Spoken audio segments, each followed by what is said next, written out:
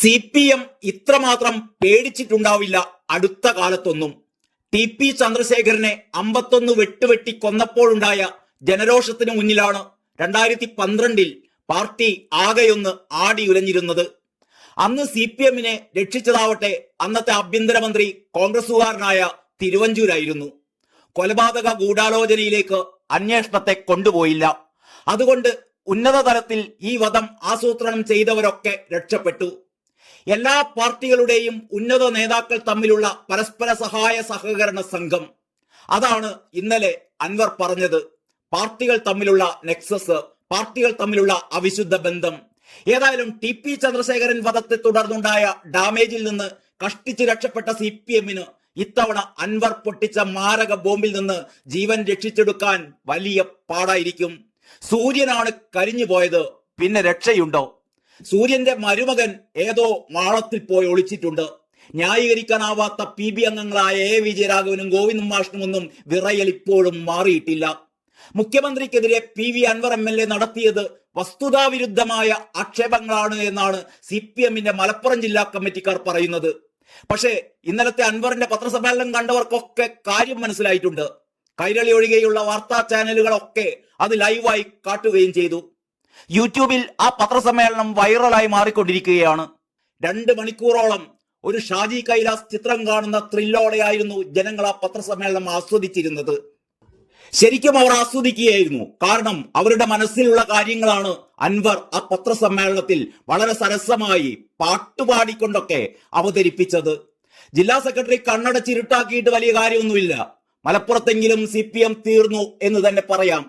അൻവറിന്റെ ആരോപണങ്ങൾ അപലപനീയവും പ്രതിഷേധാർഹവുമാണെന്നാണ് CPMന്റെ ജില്ലാ സെക്രട്ടറി EN മോഹൻദാസ് പറയുന്നത്. എന്ത് അപലപനീയം മാഷേ, എന്ത് പ്രതിഷേധാർഹം? ഒരു ജനപ്രതിനിധി കിണങ്ങാത്ത പ്രസ്താവനയും പ്രവൃത്തിയുമാണ് അൻവർ നടത്തുന്നതത്രേ. ജനപ്രതിനിധി പിന്നെ എന്താ എപ്പോഴും സകല അഴിമതിക്കാരുടെയും കൊള്ളക്കാരുടെയും മൂട് താങ്ങി നടക്കണോ?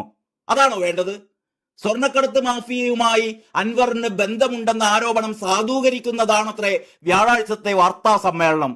അപ്പോൾ അതിനു മുമ്പ് സ്വർണ്ണമൊരുക്കാൻ ഷർട്ടും കുപ്പായവും കത്തിക്കുന്നതൊക്കെ പറഞ്ഞുകൊണ്ടുള്ള പിണറായി തമ്പുരാന്റെ പത്രസമ്മേളനം താങ്കൾ കണ്ടിരുന്നില്ലേ? പിണറായിക്ക് പണ്ട് സ്വർണം പിടിക്കലും ഉരുക്കലുമായിരുന്നോ പണി എന്ന് ചോദിക്കേണ്ടി വരും. അൻവർ പുറത്തുവിട്ട വീഡിയോയിലുള്ളത് അറിയപ്പെടുന്ന കള്ളക്കടത്ത് കാരിയർമാരാണത്രേ. ഇവരെ മഹത്വവൽക്കരിക്കുകയും സംരക്ഷിക്കുകയുമാണ് അൻവർ ചെയ്തത് എന്നാണ് മോഹൻദാസിന്റെ കുറ്റപ്പെടുത്തൽ. പോലീസിന്റെ സ്വർണം പൊട്ടിക്കൽ സംബന്ധിച്ച് അൻവർ പറയുന്നത് കള്ളമാണെന്ന് മോഹൻദാസിന് പോലും പറയാൻ പറ്റില്ല.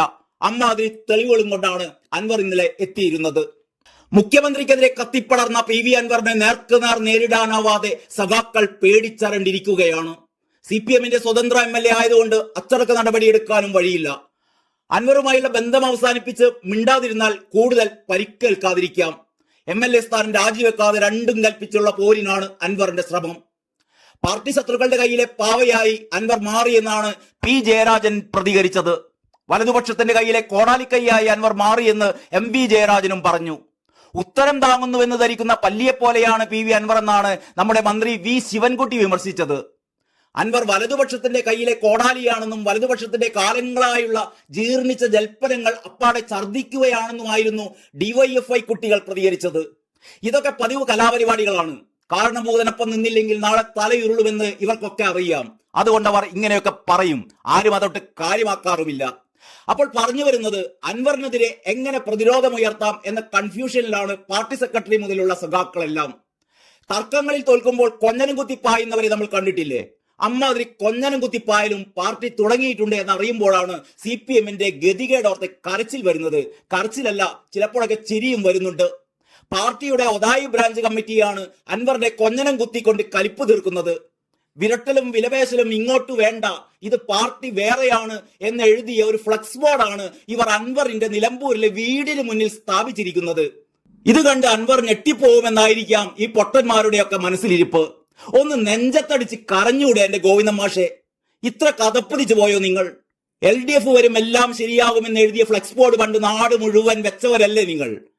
ഒതായി ബ്രാഞ്ച് കമ്മിറ്റിക്കാർ വെച്ച പോലുള്ള ബോർഡുകൾ നാടാകെ വെക്കുക. അൻവറിക്ക നാണിച്ചു പോകും. അതേ നിങ്ങൾക്കിനി രക്ഷയുള്ളൂ. തൽക്കാലം നിർത്തട്ടെ. ലാൽ സലാം.